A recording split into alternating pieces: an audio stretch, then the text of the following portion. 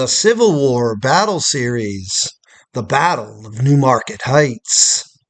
Reports of a massive enemy force crossing the James River to assail the paper-thin Confederate lines defending Richmond reached Lieutenant General Richard S. Ewell before dawn on September 29, 1864. Ewell rode immediately to Fort Harrison, the point where the Fedrals were hammering his lines. Galloping ahead of reinforcements, Ewell met only the fleeing remnants of the fort's defenders. Years later, R.S. Rock of the Gotchland Artillery would recall that the scattering gunners and foot soldiers were running so fast that it seemed the balls thrown at us from our own guns that had been captured and turned towards us couldn't come fast enough to catch us. He tried to rally us, and I heard him say, "What in the hell are you running for?" A soldier, as he ran by him like the wind, yelled back, "Because we can't fly." The general found a huge and growing gap in the Confederate shield around the capital city. Substantial reinforcements were hours away. Ewell was too late to save Fort Harrison. The next few hours would show whether or not he was too late to save Richmond itself.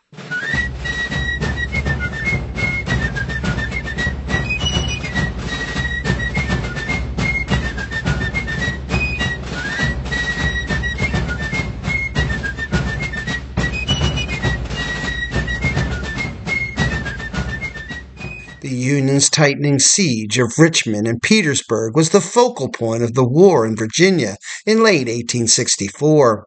With Ulysses S. Grant in command of the Army of the Potomac, a series of Union offensives kept unrelenting pressure on the Confederate lines.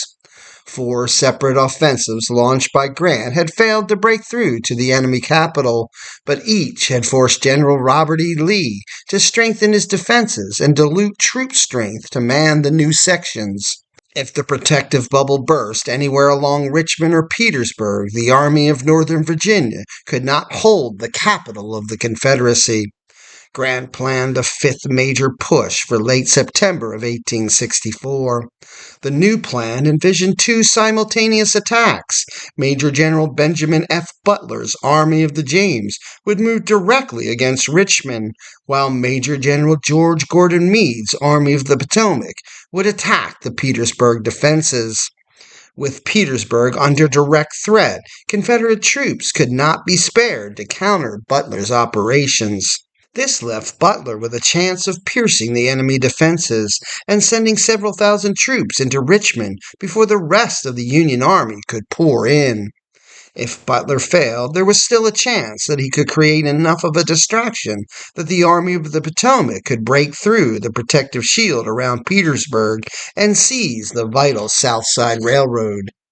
Closing that line would make supplying Petersburg by rail almost impossible. Without Petersburg, the defense of Richmond would crumble anyway, and Lee would be forced to abandon the capital. The Union commander tasked with seizing Richmond was one of the Civil War's most controversial and contradictory generals. Butler, a politician and lawyer by training, burst on the military scene at the start of the war, ramming through secessionist obstructions in Baltimore to bring the 8th Massachusetts to Washington to protect the nearly defenseless capital.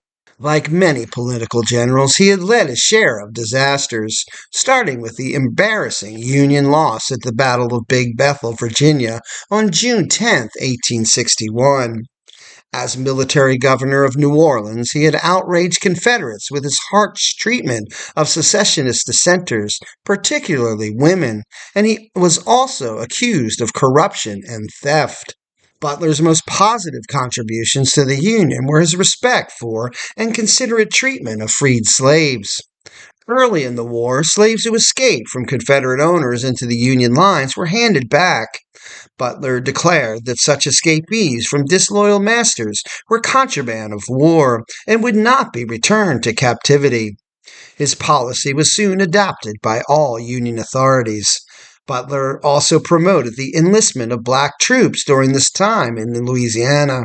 In 1863, he was transferred to Virginia and given command of the two corps comprising the Army of the James. His troops by 1864 included African American divisions commanded by Brigadier General Charles J. Payne in the 18th Corps and a black brigade of the 10th Corps under Brigadier General William Birney. Union attacks against Richmond had come from the east since the Peninsular Campaign of 1862. Confederates augmented their natural defenses of swamps and creeks in Henrico County, east of the city, by building an increasingly complex network of earthworks studded with batteries and forts.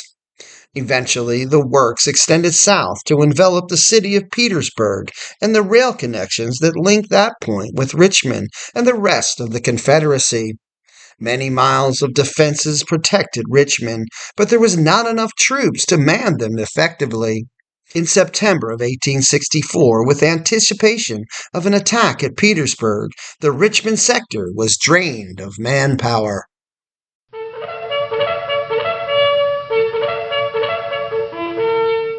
In preparing his portion of Grant's Fifth Offensive, Butler carried out his work in unusually effective secrecy.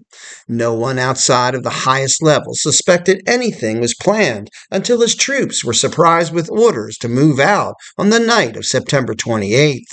For his part, Major General E.O.C. Ord, commander of the 18th Corps, issued no written orders, and his verbal orders went out only after nightfall. Such tight security was deemed necessary to prevent the spies from deserting and warning the Confederates. In the camp of one of Ord's regiments, the 118th New York, Major General John L. Cunningham heard tattoos sounded to end a routine day. The regiment's brief rest ended when staff officers appeared with unexpected new orders to move out. As the camp was within sight of the rebel sentinels across the James, the tents were left standing while the soldiers were herded to the Corps headquarters. There, they handed over their Enfield muskets in exchange for 7-shot Spencer repeating rifles. With the rest of their corps, the 118th New York marched to the James River. At Aiken's Landing, they found engineers laying a pontoon bridge of some 60 boats so quietly that the men could scarcely hear them work. About 3 a.m., the bridge was ready and the troops filed across. Muffled with dirt, the bridge planks made little noise as the soldiers plodded across, and for the time being, the Confederates seemed unaware of the movement. Half a mile downstream, Birney's 10th Corps crossed the James by pontoon bridge at Deep Bottom. Born in Alabama in 1825, Birney was the son of James Gillespie Birney, an abolitionist politician and journalist from Kentucky. Birney's corps included the All-African American Division of Brigadier General Charles Jackson Payne. A lawyer by profession, Payne came from an aristocratic Boston family. His great-grandfather, Robert Treat Payne, signed the Declaration of Independence. Charles Payne became the colonel of the 2nd Louisiana Native Guard, one of the first African-American units of the Union Army, on October 23, 1862. Early in 1864, he transferred to the Eastern Theater and joined Butler's staff. Although the Confederates spotted them once they were across, Ord and Birney were ready to stab at Richmond at dawn on September 29th. Birney's 8,000 troops would move north of the crossing and hit a line of Confederate works at New Market Heights. Brigadier General August Couch's cavalry would ride around his right and push up the Darbytown Road toward the Confederate capital. To their left, Ord would take the Varina Road to attack Fort Harrison, a key strongpoint in the main ring of works around Richmond. Deep Bottom, the landing point of the 10th Corps, was at the top of an oxbow bend of the James River. About 3/4 of a mile to the north was a line of Confederate earthworks at New Market Heights. Perpendicular to the main Richmond defenses, they had been constructed to fend off potential Union attacks from the James. The community of New Market was 11.5 miles from central Richmond by road. Protected on the left by the lowlands of Bailey's Creek, the Confederate works ran east to west, parallel with the New Market Road for half a mile. The line continued at the same angle, while the road veered diagonally away to the north. Taking advantage of the high ground known as Newmarket Heights, the works looked down on the valley of 4 Mile Creek. Several Union attacks had been repulsed around Newmarket Heights in previous months, and the area was all too familiar to the Bluecoats. Around Newmarket Road, 1,800 Confederates manned 1 mile of works. Below the entrenchments was an abatis, a tight barrier of interlocking trees, branches, and brush. On the left, the 1st Rockbridge Artillery provided cover with their guns. Brigadier General Martin Gary's division came next, followed by the Texas Brigade of Brigadier General John Gregg to Gary's right, and then a detachment of Richmond's howitzers. Gregg was at Fort Harrison, leaving command on the ground to Colonel Frederick S. Bass. Brigadier General Alfred Terry's division held the Union right, facing Gary and the Rockbridge Artillery. Brigadier General Robert Sanford Foster's division waited in reserve. Payne's division held the Union left, facing Bass's Texans and the Richmond howitzers. Early that morning, they were arrayed on the high ground south of 4 Mile Creek, where they were instructed to lie down and wait for further orders. Colonel Samuel Duncan's brigade was sent ahead first, but they were blocked by the abatis. Colonel Alonzo Draper moved his brigade forward and to the right to support Duncan. Draper took skirmishers' fire from the woods until he reached the creek's ravine. After half an hour, Drapier moved his men ahead in double columns.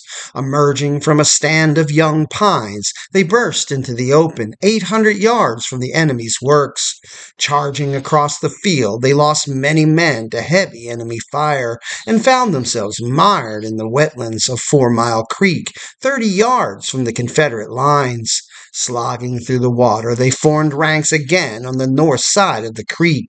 There, wrote Drapier, and generally commenced firing, which made so much confusion that it was impossible to make orders understood. Amid the chaos, Draper was unable to communicate the orders to charge, and the brigade remained stranded and tangled in front of the abatis. All the while, men were falling by the scores. For half an hour, under heavy enemy fire, Drapier's men hacked at the abatis with axes.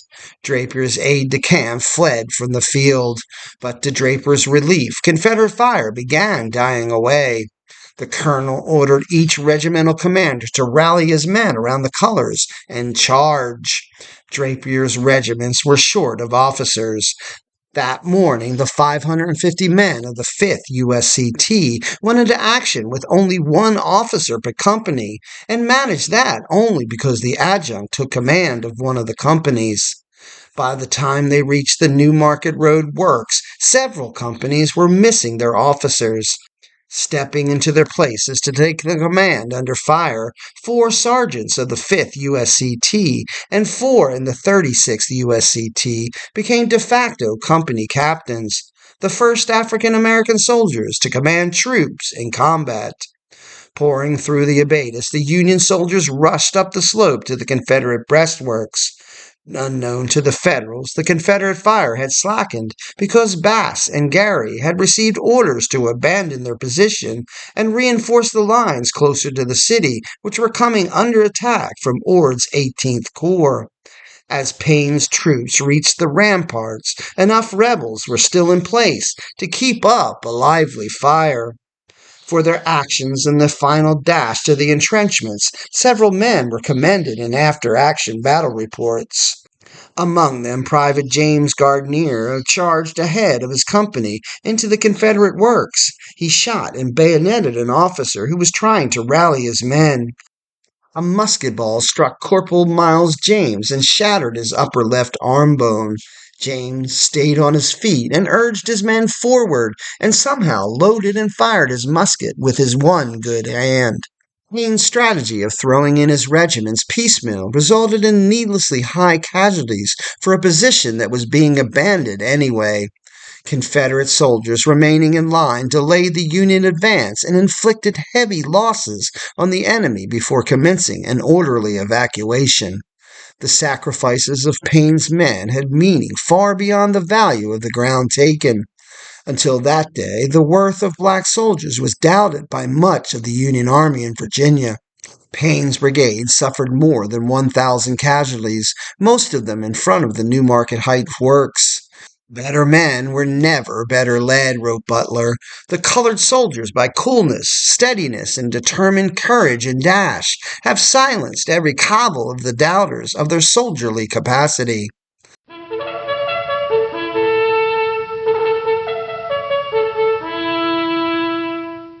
While Birney's 10th Corps crossed a deep bottom, Ord's men in the 18th Corps stepped off the Aiken's Landing pontoon bridge.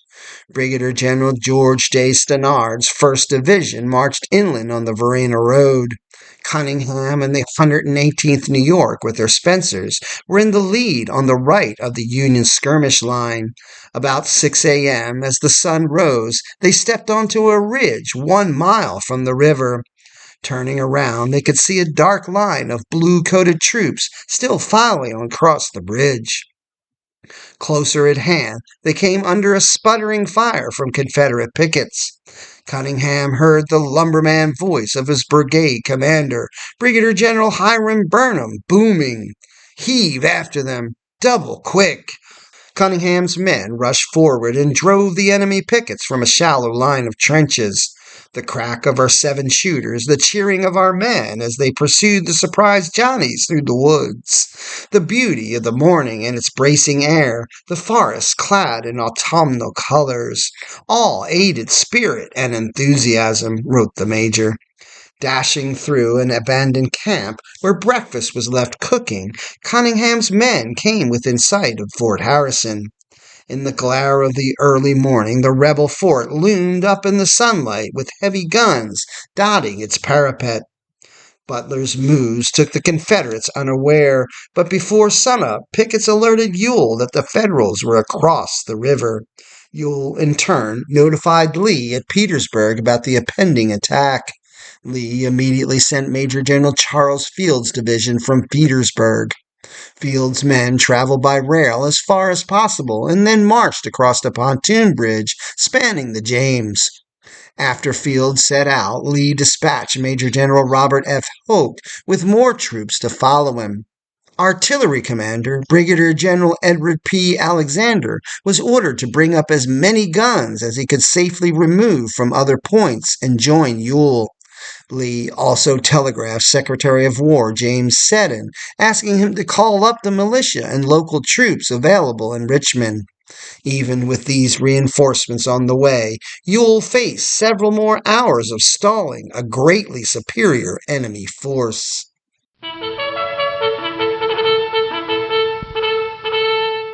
Affairs were serious enough as it was, but Ewell made a miscalculation that put the capital in even greater danger. If Ord decided to move up the bank of the James, he might take Signal Hill and come upon Chaffin's Bluff from the south. At the bluff, a vital pontoon bridge linked the Confederates north of the river with those stationed around Petersburg.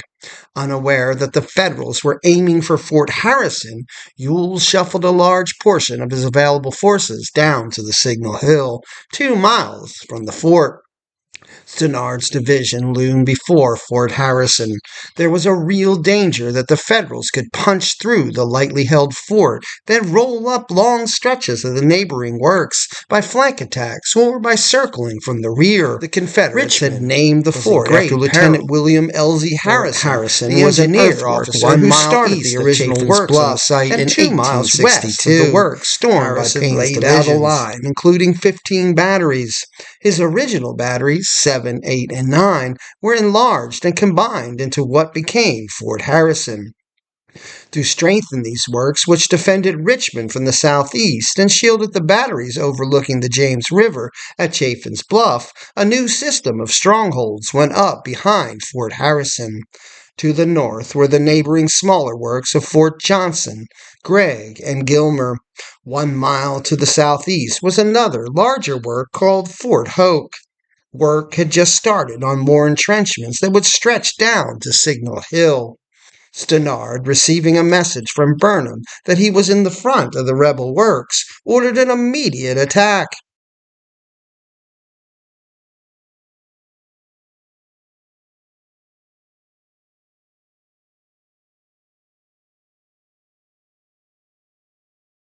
Fort Harrison presented a formidable appearance, but with hundreds of its men out of the way at Signal Hill, the fort and the surrounding works were defended by only 800 troops.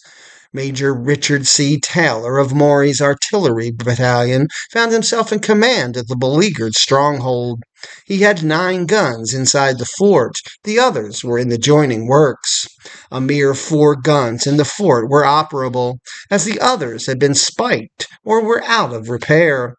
Only 3 dozen gunners and Lieutenant John Garand's Goochland artillery were on hand to service them.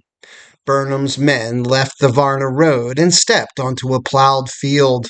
They covered 1,400 yards across the field while exposed to a plunging artillery fire that was, one soldier reported, galling in the extreme. Burnham's men halted at the base of the slope in front of the rebel works. Spotting Confederate reinforcements moving in from his right, Stannard ordered an immediate charge. His troops poured over the parapet and placed their flag on Fort Harrison. Captain Cecil Clay of the 58th Pennsylvania was one of the Federals charging into Fort Harrison. A Confederate knocked down Clay's first sergeant with a fuse hammer, a wooden mallet used by gunners to drive fuses into shells. The sergeant angrily jumped to his feet and exclaimed, "Damn a man who would use anything like that for a weapon." Inside the fort, the Confederate defenses disintegrated. Among the 50 men taken prisoner were Major Taylor and Lieutenant Colonel John Minor Murray, who had arrived at the scene too late to affect the outcome of the surprise attack. Many others fled, although some held on until the last second. Private Rock of the Goochland Artillery remembered Taylor ordering them to cram a double load into one of the fort's columbiads for a final devastating shot at the enemy. Colonel John M. Hughes of the 25th Tennessee had commanded some of the pickets who were driven in by Stannard's Spencer repeaters. As the Federals swept towards the walls, he rode his horse out over the drawbridge that crossed the exterior ditch at the north end of the fort. Hughes emptied his revolver at the approaching Yankees, rode back into the fort, and escaped. By 7 a.m., Fort Harrison was in Union hands. Brief and inefficient though the Confederate resistance was, Stannard's division still suffered 500 casualties before the fort fell. Few guns captured in working order were dragged around to fire on the retreating rebels. Burnham pitched in to help aim one of the captured pieces. While at the gun, he was struck down by a musket ball and died within moments. About this time, Ewell rode onto the scene ahead of the first reinforcements. Corporal Charles Johnson of the Salem Artillery remembered the general's desperate efforts to halt the Confederate rout. Ewell, said Johnston, was with the skirmish line, constantly encouraging them by his presence and coolness. I remember very distinctly how he looked, mounted on an old gray horse, as mad as he could be, shouting to the men and seeming to be everywhere at once. The ground just west of Fort Harrison was covered with woods, and Ewell scraped together a handful of men. Soldiers, stragglers, and teamsters made a noisy show of firing at the Union soldiers in the fort.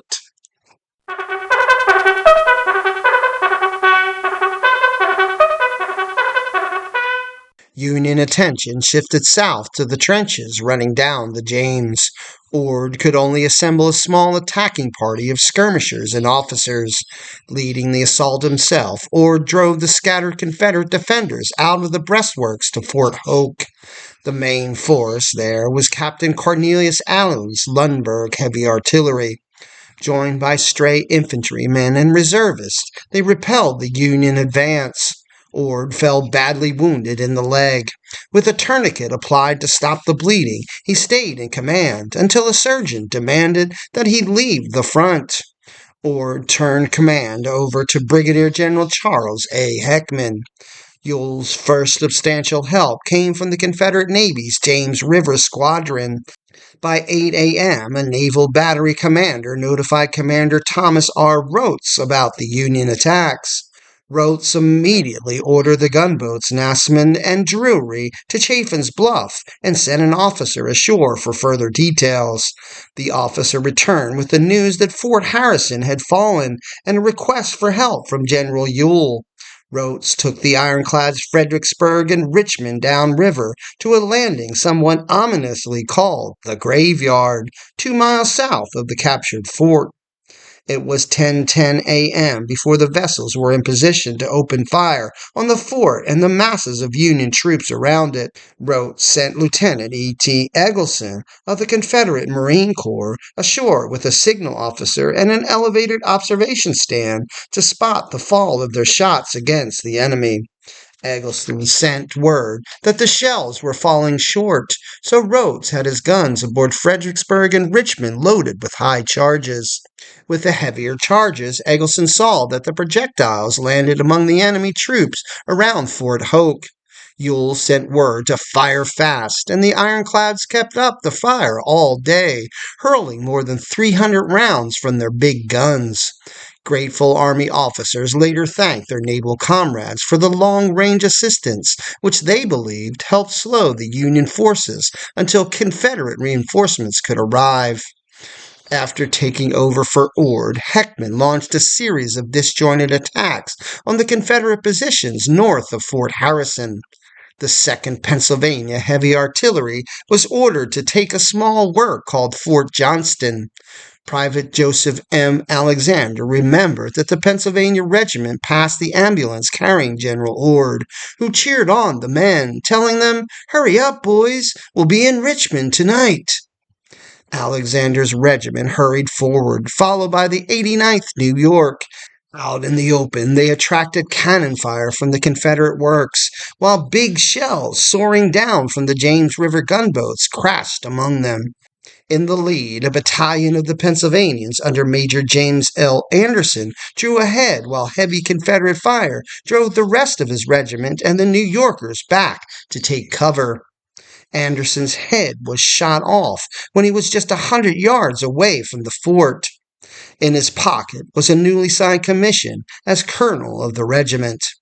So heavy was the fall of incoming shells that Alexander saw comrades injured by splinters flying off their shattered musket stocks. From a wounded Pennsylvanian who made it back to their lines, a surgeon removed a musket mainspring that had been driven into the soldier's chest. Anderson's battalion was trapped and cut off from the enemy lines, while the supporting troops were driven back. Most of his battalion was killed or taken prisoner. The sounds of battle carried clearly to Richmond. John Beauchamp Jones, a clerk at the War Department, heard a heavy and brisk cannonading as he walked to his office. As he worked at his desk that morning, the vibrations were very perceptible. After lunch, news reached the city that Fort Harrison had fallen and the Yankees were moving toward town. Businesses and government offices closed. Scores of exempted workers joined the militia companies and marched towards the battle. Jones noted that squads of guards were sent into the streets everywhere with orders to arrest every able-bodied man they met, regardless of papers, to throw against the enemy. Citizens watched anxiously from hills and tall buildings, peering at the smoke rising from the battlefield. The initial fear in Richmond was due to Kautz, who had slipped very close to the city. After the New Market Road line fell to 10th Corps, he took his cavalry through and reached the Darbytown Road. They pushed along the lightly defended road and by 10 a.m. were poised only 2 miles from the edge of Richmond. A hastily gathered force, Major James Hensley's 10 Virginia Heavy Artillery Battalion, blocked the road with 6 guns and 100 men. Surprised by Henley's resistance and uncertain about what lay ahead, Kautz withdrew. 3 hours later, he made another rush at Richmond farther north on the Charles City Road. Again, a scratched force faced them from behind a thin line of entrenchments and a few cannon.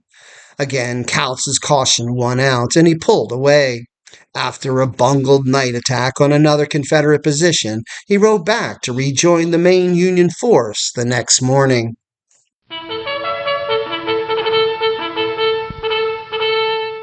By late morning, Heckman's advance had stalled. He had suffered heavy losses for the very little gain. General Graham personally rode to the battlefield to check on the progress of the operations, although he interfered little with the planning of the day's fighting. Confederate reinforcements trickled in from Richmond and elsewhere.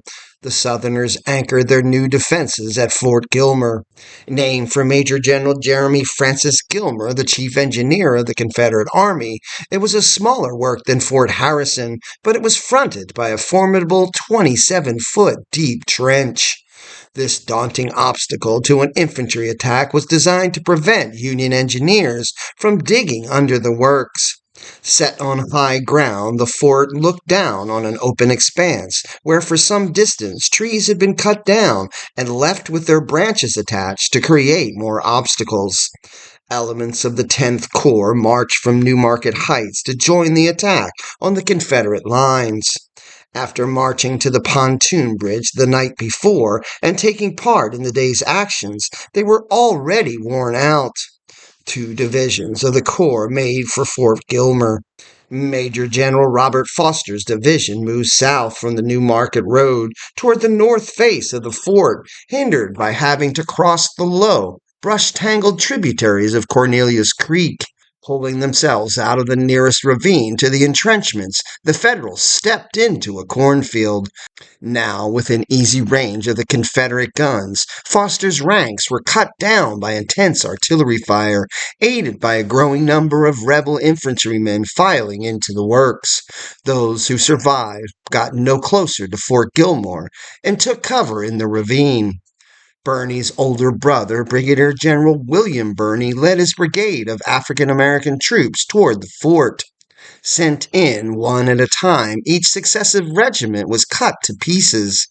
By a tragic misunderstanding of orders, only 4 companies of the 7th USCT were hurled at the fort. 1/3 of the 189 men were shot down before they approached the works, but the remainder made it to the deep ditch before the ramparts.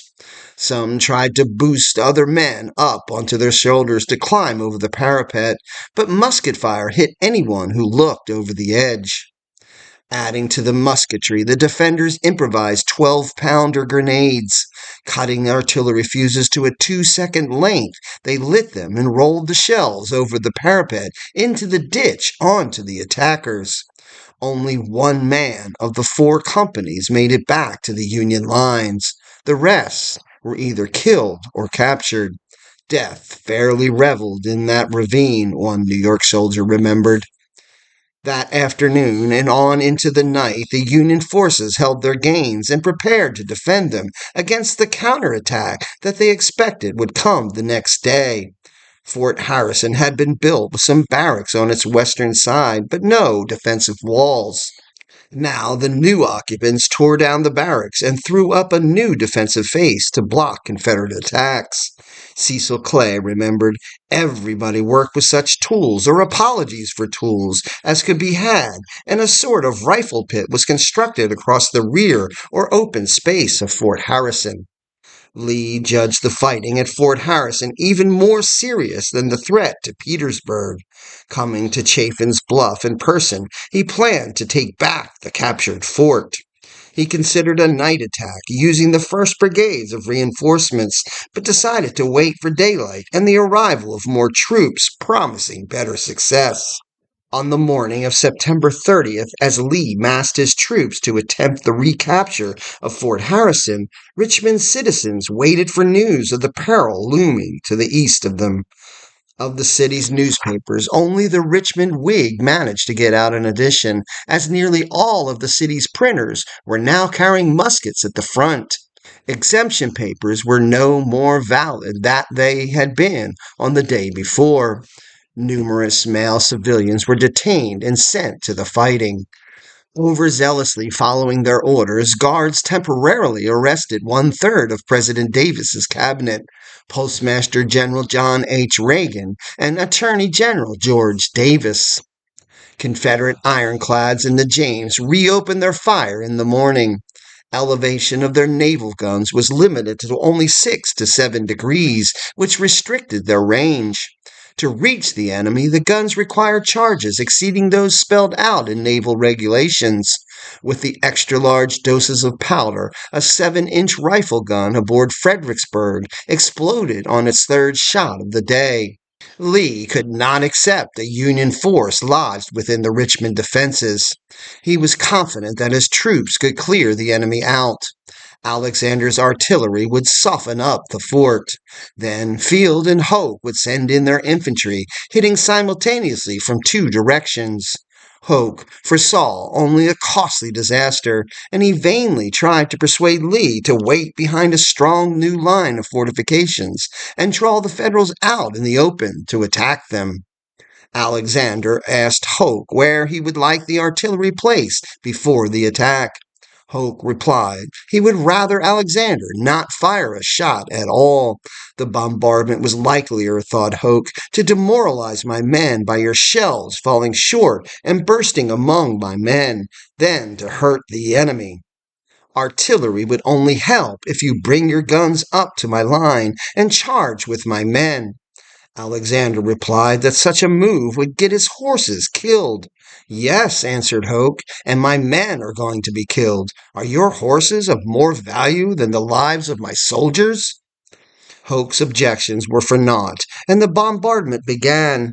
Lee's plan called for Hoke with 5 brigades to attack the new western facade of the Fort Harrison. Field would bring his 3 brigades from the east and attack the original front of the fort. His troops would wait in a ravine until Hoke was in position. Then both forces would attack at the same time. The Confederate plans fell apart quickly. Brigadier General George T. Anderson's Georgian Brigade of Field's division impetuously poured out of the ravine and charged Fort Harrison. Rushing ahead of any support, the brigade was wrecked in the futile charge. Brigadier General John Bratton of South Carolina, whose brigade was to follow 100 yards in the rear of Anderson, felt obliged to support the Georgians and sent his own men against the fort. As Anderson's men reeled back, one of Bratton's regiments captured a small redan. While it had no major effect on the battle, the capture of the redan distracted the Federals and enabled some of the Confederates to escape. Field's 3rd and last brigade, that of Colonel Pinckney D. Bowles of Alabama, also charged and was driven back with heavy losses. Hoke's attacks began too late, after Field's forces were broken up by the heavy Union fire. Hoke's first attack was broken up and repelled, largely from the concentrated fire of the Federal 7-shot Spencers. Private Alexander of the 2nd Pennsylvania Heavy Artillery talked to a wounded North Carolina prisoner after the battle. Thinking of the firepower of the repeating rifles, the rebel said, "You'uns didn't seem to load your guns."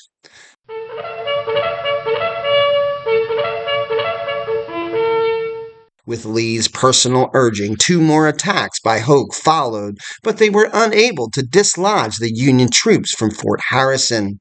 Most of the Confederate casualties of the battle occurred on the 2nd day during these charges.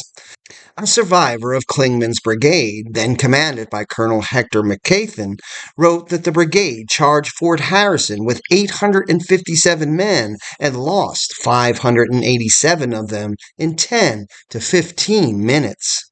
The 8th North Carolina went into the battle with 175 officers and men. Only about 25 were able to report for duty the next morning. The regiment's battle flag was gone.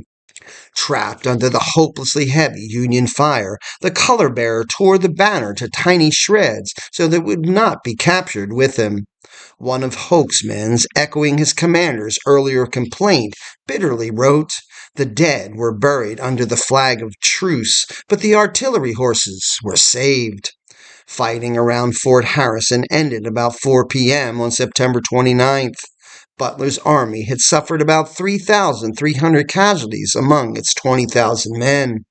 The Confederates, who eventually threw up about 16,000 men into battle, lost 2,000 men. While Field and Hoke made their attacks on September 30th, Meade charged the Confederate entrenchments southwest of Petersburg.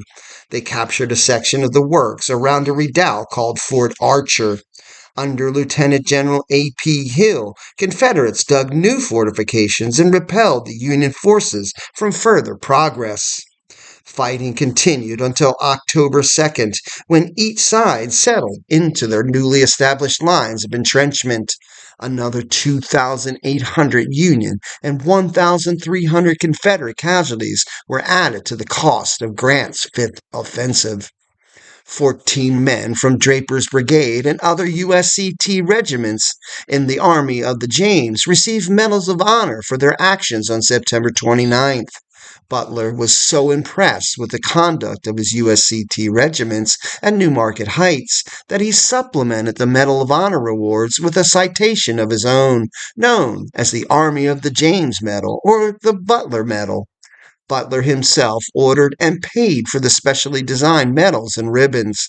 They were manufactured by Tiffany and Company and modeled on the Crimean War medals issued by Great Britain. I record with pride, wrote Butler, that in that single action that there were so many deserving that it called for a presentation of nearly 200. The Army of the James Medal was the only military honor created for a specific battle during the Civil War. The fifth major offensive by Grant against the Richmond-Petersburg defenses was part failure and part success. The Confederate capital and its satellite stronghold, Petersburg, were still in Confederate hands, but Union gains forced the Confederates to further stretch and distort their defensive lines and spread their troops even thinner. The Federals, in turn, strengthened the captured Fort Harrison, renaming it Fort Burnham, after the main general who was killed there. South and north of the fort, Union engineers dug new entrenchments with abatis facing the Confederates on the west. Additional Union works were built and anchored on the James River at newly constructed Fort Brady, where heavy guns kept the Confederates' James River Squadron bottled up higher in the river. The Confederates abandoned their segments of the old line that were now covered by Fort Burnham and consolidated a new line of works that served as a sort of scar tissue to contain the sore spot of Fort Harrison. To make up for the lack of soldiers to man the new lines, they planted hundreds of subterranean shells supplied by the Navy's Torpedo Bureau in front of their works. Red warning flags planted 3 feet behind the mines to warn off their own men would be removed in the event of a Union assault. As the dust settled from the loss of Fort Harrison and the failure of the desperate effort to recapture it, the seriousness of the South's deteriorating military situation became all too clear. Lee wrote Secretary of War James Seddon on October 4th from his headquarters at Chaffin's Farm. Unless substantial numbers of new soldiers could be found by a heavy call-up of exempted men, he warned, it will be very difficult for us to maintain ourselves. Without reinforcing the Army of Northern Virginia, Lee said, the government faced the dreaded prospect of the discouragement of our people that would follow the fall of Richmond. Lee's grim premonition would come to pass 7 months later. Butler's attacks north of the James on September 29th and 30th were an important link in the perilous chains of events that ultimately led to the final collapse of the Petersburg Line, the evacuation of Richmond, and the end of the Confederacy. It's your history. Learn it, know it, and love it.